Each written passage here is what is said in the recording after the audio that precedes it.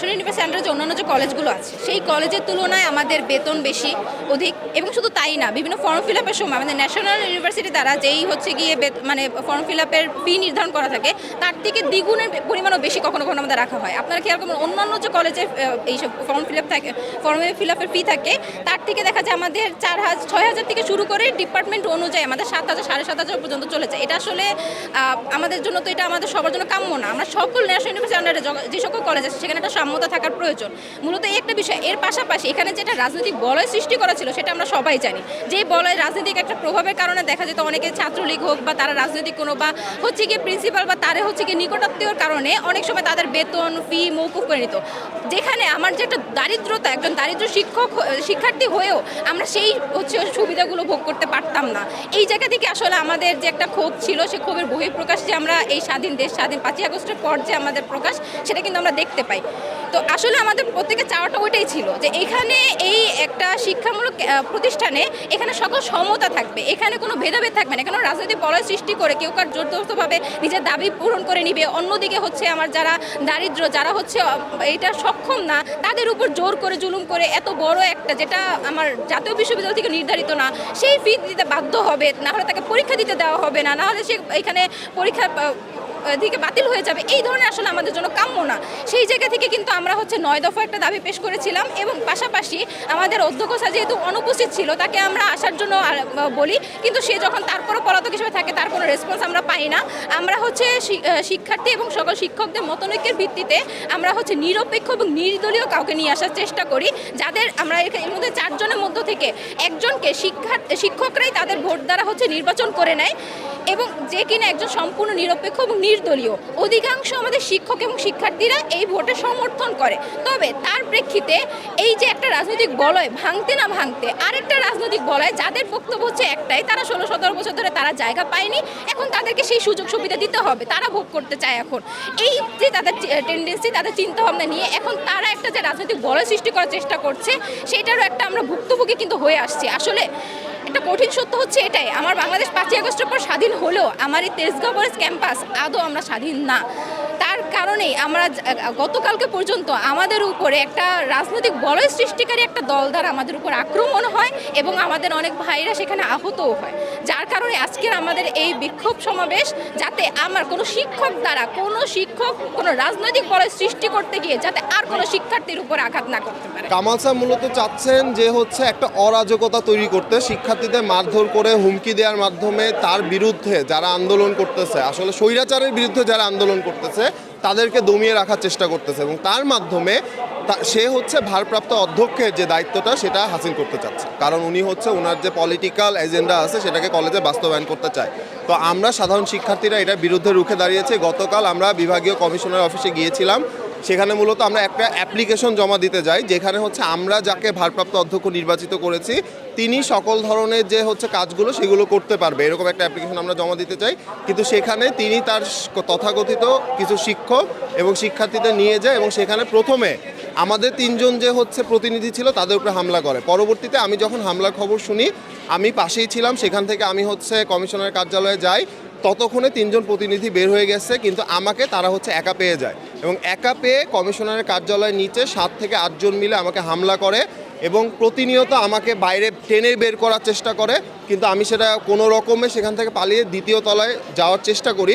কিন্তু দুঃখের বিষয় এটা, কমিশনার কার্যালয়ে 2য় তলায় যাওয়ার সময় আমার কেচি গেট বন্ধ করে দেওয়া হয়, আমাকে ঢুকতে দেওয়া হয় না। তারা বলে যে আপনি এখানে ঢুকতে পারবেন না।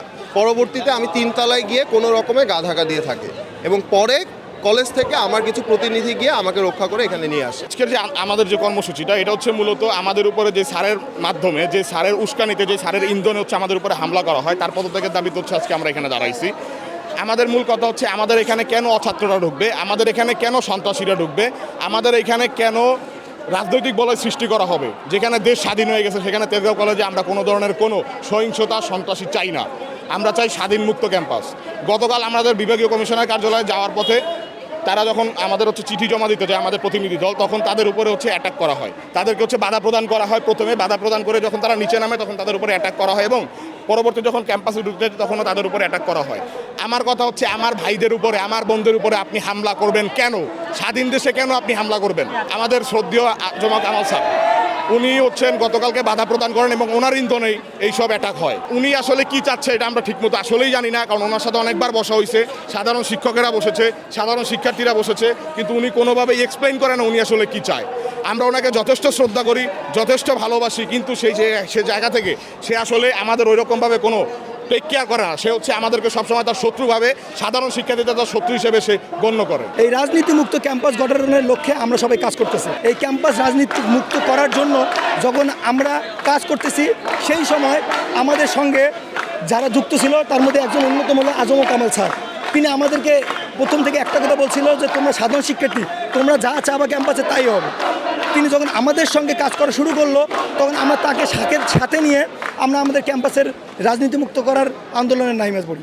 কিন্তু যখন তাকে বলা হয় যে স্যার আমরা এই ক্যাম্পাস রাজনীতি মুক্ত চাই, আপনি যে আমাদের ভারপ্রাপ্ত অধ্যক্ষের দায়িত্ব পাইছেন, আপনি যে আমাদেরকে বললেন তাহলে আপনি আমাদের ক্যাম্পাস রাজনীতি মুক্ত করার জন্য যে একটা কাগজ থাকে আপনি আমাদের কলেজের পেটে সেই কাগজটা সিগনেচার করে দেন।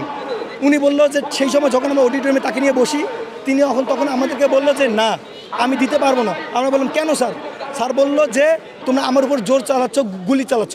একজন যদি ভাইস প্রিন্সিপালের দায়িত্ব পেয়ে থাকে, একজন ভারপ্রাপ্ত অধ্যক্ষ দায়িত্ব পেয়ে থাকে, তাহলে অবশ্যই তাকে সিগনেচার করা উচিত, কিন্তু তাই তিনি সিগনেচার করলো না। তখন আমরা বুঝতে পারলাম যে তারা সাধারণ শিক্ষার্থীকে কেন্দ্র করে একটা ক্ষমতা চাচ্ছে। তখন আমরা তাকে আমাদের সংঘ থেকে বার করলাম। তখন আমরা সাধারণ শিক্ষার্থী যারা ছিলাম, আমরা সাধারণ শিক্ষার্থী আবার আন্দোলনে নামে পড়ি। আমাদের যে সাধারণ শিক্ষার্থীরা ছিলেন তাদের থেকে 3 জন প্রতিনিধি এবং আমাদের যে উপাধ্যক্ষ আমাদের আমিনুল ইসলাম স্যার, ওনারা আমাদের যে বিভাগীয় কমিশনার আছে সেই কমিশনারের অফিসে যান। কারণ হচ্ছে যে আমাদের যে শিক্ষক আছেন তাদের বেতন ভাতা আটকে গিয়েছে এবং তাদের যে আমাদের যে স্টুডেন্ট আছে তাদের বেতন ফি নিয়ে কিছু সমস্যা মানে দাবি দেওয়া নিয়ে আমরা সেখানে যাওয়া হয়। আর সেখানে আমাদের এর আগে একটি ঘটনা ঘটেছে, আমাদের যে এও আছেন তেজগাঁও কলেজের, তাকে বিভিন্নভাবে আজম কামালউদ্দিন স্যার তাকে হুমকি দিয়ে আমাদের যে শিক্ষকদের যে বেতন ভাতার জন্য যে কাগজপত্র প্রয়োজনীয় তা দিতে অস্বীকৃতি জানায় এবং সেই কারণে কিছু দাবি দেওয়া আবেদনের মাধ্যমে লিখে আমাদের শিক্ষার্থীরা কমিশনার অফিসে যান। সেখানে গিয়ে দেখা যায় যে আজম কামালউদ্দিন স্যার এবং তার সাথে কয়েকজন এবং এর মধ্যে কিছু আমাদের শিক্ষার্থী ছিল এবং কিছু বহিরাগত ছিল, তাদেরকে নিয়ে সেখানে অবস্থান করেন এবং বিভিন্নভাবে তারা সেই আবেদনপত্রটি টেনে নিয়ে ছেঁড়ার চেষ্টা করেন এবং তারা জমা দিতে বাধা প্রদান করেন। এমন সময় যে অফিসের যে কর্মরত ছিলেন তিনিও বলেছেন যে আপনি আপনার দাবি দিতে পারেন এবং ছাত্ররা তাদের দাবি দিতে পারে, সেখানে আপনি বাধা দিতে পারেন না। আমরা এমনভাবে বলা হয়েছে যে দেখেন আপনি আপনার দাবি দিতে পারছেন, আমরা আমাদেরটা দিয়ে যাচ্ছি স্যার, আমরা কোনো সমস্যা চাই না। কিন্তু না, তারা আমাদের যে 3 জন প্রতিনিধি ছিল তাদের উপর হামলা করে। আমাদের একজন ভাইয়া ছিলেন, তার গায়ে হাত তোলে, তাকে টানাটানি করে এবং তার গায়ে হাত তোলে এবং 2 জন আপু ছিল তারাও আহত হয়, তাদের গায়েও হাত তোলা হয়। তখন সেখান থেকে তারা কোনোভাবে চলে যাওয়ার পর আমাদের অন্য একজন ভাইয়া এই খবর জানতে পেরে যখন অফিসে সেই কমিশনার অফিসে যায় তখন তাকে একা পেয়ে তারা আতর্কিতভাবে হামলা করে, তাকে কথা বলে বাইরে ডেকে নিয়ে তার উপর হামলা করে, তার চশমা ভেঙে দেওয়া হয় তার এবং বিভিন্নভাবে হামলা করার পর মারধর করার পর সে কোনোভাবে যে 3 তলায় কমিশনার অফিসে 3 তলায় সে অবস্থান করে। এই খবর যখন আমরা সবাই জানতে পারি সাধারণ শিক্ষার্থীরা, তখন আমরা সবাইকে মেসেজ করি এবং বিভিন্নভাবে জানাই যে আমাদের ক্যাম্পাসে আসতে হবে প্রতিবাদে। ক্যাম্পাসে যখন আমরা সবাই আসি, আমাদের ভাইয়ারা আপুরা সবাই আমরা আসে, তখন কি হয় যে এই কিছু স্টুডেন্ট মিলে কামাল স্যারের যারা নিয়ে এসেছিল কয়েকজন, গুটি কয়েক, আমরা বলতে চাচ্ছি বেশিরভাগ সাধারণ শিক্ষার্থীরা ওনার সাথে নেই, গুটি কয়েক শিক্ষার্থীকে উস্কানি দিয়ে এবং বাইরের কিছু লোককে উস্কানি দিয়ে এবং 2-1 জন টিচারকে নিয়ে সে আবার আমাদের আমাদের স্টুডেন্টদের আছে তার উপর হামলা করে এবং এখানে অনেকে আহত হয়, অনেকের গায়ে ভালো জখম হয়।